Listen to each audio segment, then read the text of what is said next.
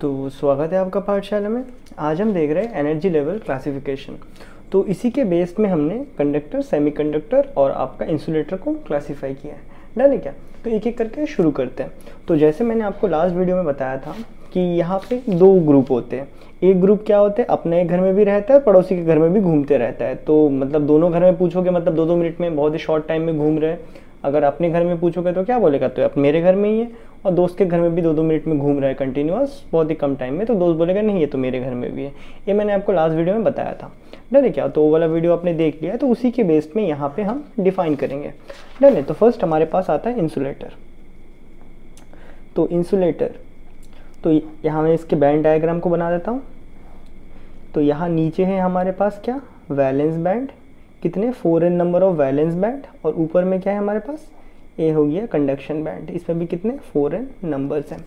तो जो इंसुलेटर्स होते हैं उसमें क्या होता है, सारे के सारे जो आपके इलेक्ट्रॉन्स होते हैं वो क्या करते हैं, वैलेंसी फुलफिलमेंट, मतलब अपना घर और दोस्त के घर में कंटिन्यूअस घूम रहा होता है ऐसे ऐसे करके। डन है क्या? तो यहाँ पे सारे इलेक्ट्रॉन्स क्या होते हैं, आपके नीचे वाले band, that is valence band, VB में होते हैं। तो लिख देंगे in insulator all electrons are in valence band. कोई ऊपर नहीं जाता है कंडक्शन बैंड में, क्योंकि कंडक्शन बैंड में तो क्या होता है, इलेक्ट्रिसिटी कंडक्ट होता है, वहाँ कोई जाता ही नहीं है। क्या बात है, क्लियर है? अभी यहाँ से यहाँ क्यों नहीं जाते, क्योंकि जैसे देखो यहाँ पे अगर इसको घूमना था तो इसको क्या, कोई एक एनर्जी सोर्स का ज़रूरत था। तो यहाँ पे मैंने बाइक दिया था। बाइक मतलब क्या, एनर्जी सोर्स उस टाइम पे, मतलब उस एग्जाम्पल में कुछ तो चाहिए उसको घूमने के लिए, जल्दी जल्दी बाहर भी घूमना है। तो इस केस में जो एनर्जी सोर्स, दैट इज आपका जो फॉरबिडन एनर्जी होता है, वो ग्रेटर देन 3 इलेक्ट्रॉन वोल्ट होता है। तो याद रखेंगे, in insulator forbidden energy gap is more than 3 electron volt. Okay, अब एक और चीज़ है, 3 इलेक्ट्रॉन वोल्ट है और इसको ओवरकम नहीं करते। तो एक और पॉइंट अगर लिखना चाहे, इंसुलेटर में कंडक्शन बैंड में क्या इलेक्ट्रॉन्स होते हैं, हम बोलेंगे नहीं होते। तो in insulator no electron is present in conduction band. Okay, तो पहला जो क्वेश्चन यहाँ पे अराइज होता है, 3 इलेक्ट्रॉन वोल्ट देखने में काफ़ी छोटा सा एनर्जी है, क्या हम इतना एनर्जी दे नहीं सकते कि इलेक्ट्रॉन घूम के उठ के यहाँ चले जाए?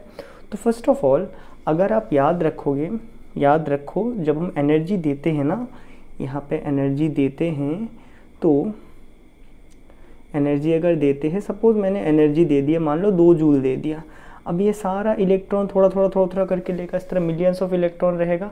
ओके, एक और चीज़ कॉन्ट्रडिक्ट करवा देते हैं तुम्हारे लिए। तो मैंने जब तुम्हें फोटो इलेक्ट्रिक इफेक्ट पढ़ाया था, तो वहाँ मैंने क्या बोला था कि जो वहाँ हमने लाइट को लेके हमने शुरू किया था, लाइट एक वेव है प्लस पार्टिकल के जैसा बिहेव करता है, उसको डुअल नेचर बताया था हमने। लाइट को तब हमने डुअल नेचर बताया था, तो हमने क्या बोला था, यहाँ गिरेगा तो एक इलेक्ट्रॉन डायरेक्ट निकाल देगा।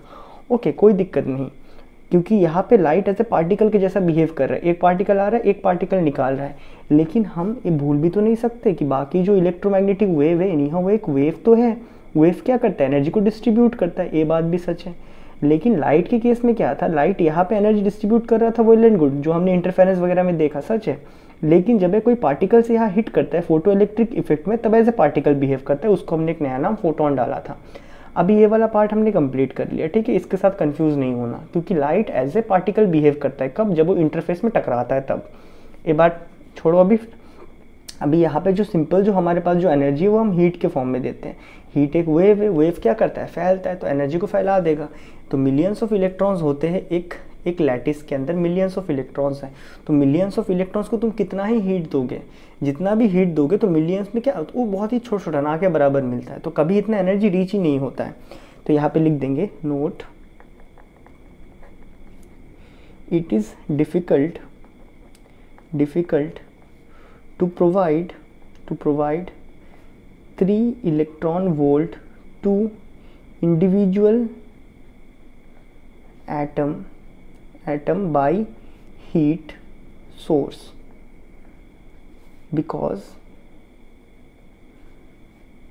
before an electron get 3 electron volt, the heat temperature reaches ignition temperature. तो हम यहाँ पे क्या बोल रहे हैं कि एक एक इंडिविजुअल इलेक्ट्रॉन को उतना देना in the form of heat wave के फॉर्म पे, हीट के फॉर्म पे देना वो टफ है, क्योंकि जब तक हम उसको 3 इलेक्ट्रॉन वोल्ट एक एक इंडिविजुअल इलेक्ट्रॉन को देंगे उसके पहले ही जो मेटल का जो इग्निशन टेम्परेचर है ना, जलने वाला टेम्परेचर, वो आ जाता है। इसीलिए आपका जो लकड़ी वगैरह होता है, प्लास्टिक होता है, उसको हम लोग कंडक्टर बनाने के पहले ही वो जल जाता है, मेल्ट हो जाता है, जल जाता है, डीनेचर हो जाता है। क्या बात है क्लियर है? और ये वाला टॉपिक समझ आया ना? लाइट में क्या हुआ था, लाइट एक वेव है, सारे हमने कर दिए थे, लेकिन लाइट यहाँ पे जो फोटो इलेक्ट्रिक इफेक्ट को शो कर रहा था वहाँ पे एज ए पार्टिकल बिहेव कर रहा था। मतलब लाइट जब आता है वेव है, लेकिन the moment it hit a surface it behaves as a particle. Done है क्या? तो हम यहाँ पे हीट के फॉर्म में दे रहे हैं, तो हीट से तो हमने वहाँ पे कोई भी फोटो इलेक्ट्रिक इमिशन नहीं करवाया था ना, हमने वहाँ पे लाइट यूज़ किया था। तो इस केस में हम लोग प्रोमिनेंट हीट को ही मान के चलते हैं, और हम यहाँ पे लाइट यूज़ भी नहीं करते। ठीक है, यहाँ पे जो भी क्रिएट किया जाएगा थर्मल यूज़ होगा। ठीक है, इस चैप्टर में पूरा थर्मल। हम लोग लाइट क्यों नहीं यूज़ करेंगे बोलने से क्या बात आ जाएगा, फिर लाइट को अगर हम यूज़ करते तो हो सकता है कि वो वर्क फंक्शन के बराबर आ जाए, और हमें यहाँ सेमीकंडक्टर में इलेक्ट्रिसिटी फ्लो करवाने की जगह वहाँ से इलेक्ट्रॉन ही निकलना शुरू हो जाए। इसलिए हम इस एक्सपेरिमेंट में सेमीकंडक्टर में बिल्कुल लाइट यूज़ नहीं करते, क्योंकि यहाँ पे फोटो इलेक्ट्रिक इफेक्ट का प्रॉब्लम हो सकता है, मतलब वो एग्जिस्टेंस में आ सकता है, तो हम लोग एक्सपेरिमेंट अधूरा रह जाएगा।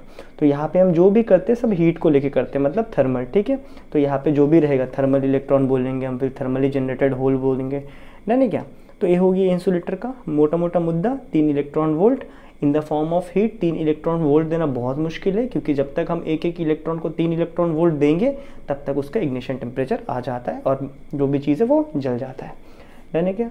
दूसरा हमारे पास है सेमीकंडक्टर। इसमें हम क्या बताएंगे, ये इसका कौन सा बैंड है, ये तो एनर्जी है। ठीक है, एनर्जी लेवल।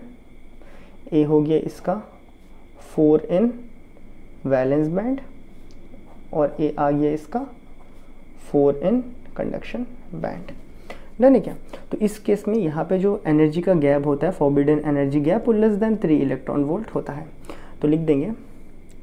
और पहला बात, सेमीकंडक्टर में क्या होता है, कुछ जैसे मान लो यहाँ पे जो इलेक्ट्रॉन्स घूम रहे थे ना, यहाँ पे जैसे 4n इलेक्ट्रॉन्स ऐसे गोल गोल घूम रहे थे ना, इस 4n में से क्या हुआ, सपोज जो 3 है, 3 वैलेंसी का काम ही कर रहा है, 3 ऐसे ही वैलेंसी में घूम रहे हैं, और एक आवारागर्दी कर रहा है निकल के।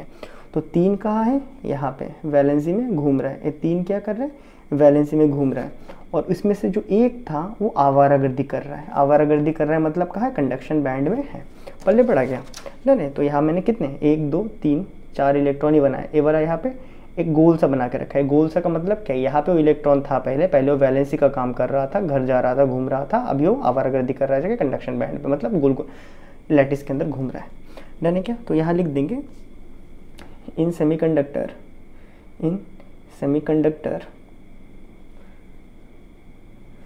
Valence band and conduction band है पार्शियली फील्ड। मतलब क्या, कुछ भी हो सकता है, पार्शियली फील्ड होता है, दोनों फील्ड होते हैं लेकिन पार्शियली फील्ड होता है, आधा अधूरा फील्ड होता है। ठीक है, यहाँ पे अगर 3 है तो यहाँ 1, इस तरह करके। ठीक है, इन सेमीकंडक्टर वैलेंस बैंड एंड, आप लोग एग्जाम में पूरा लिखना, ठीक है, VVCB नहीं लिख देना। Valence band and conduction band are partially field.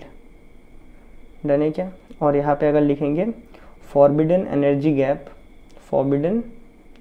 Energy gap is less than 3 electron volt. और एक नोट कि ये जो 3 इलेक्ट्रॉन वोल्ट है, इन नेचर में जो थर्मल एनर्जी है ना, वो हमें अवेलेबल कर देता है। ठीक है, less than 3 electron volt can be achieved by electron due to natural thermal energy. Natural thermal energy बोलने से क्या है, हम लोग का जो सबसे लोएस्ट टेम्परेचर है वो कितना है, -273 डिग्री सेल्सियस है। -273 बोलो या 0 केल्विन बोलो, नहीं क्या, हम लोग का जो रूम टेम्परेचर है वो नहीं है, वो 273 केल्विन है। तो यहाँ से यहाँ इतना हीट अप करके रखा है, पहले पड़ा क्या, 273 टाइम्स हीट अप करके रखा है। तो इतना हीट है कि उस हीट में एनर्जी अवेलेबल होता है। डन है क्या ये बातें क्लियर है? डन है। और लास्ट हमारे पास कंडक्टर। डन है। तो कंडक्टर में क्या होता है बेसिकली आपका, ये आ गया आपका 4n वैलेंस बैंड,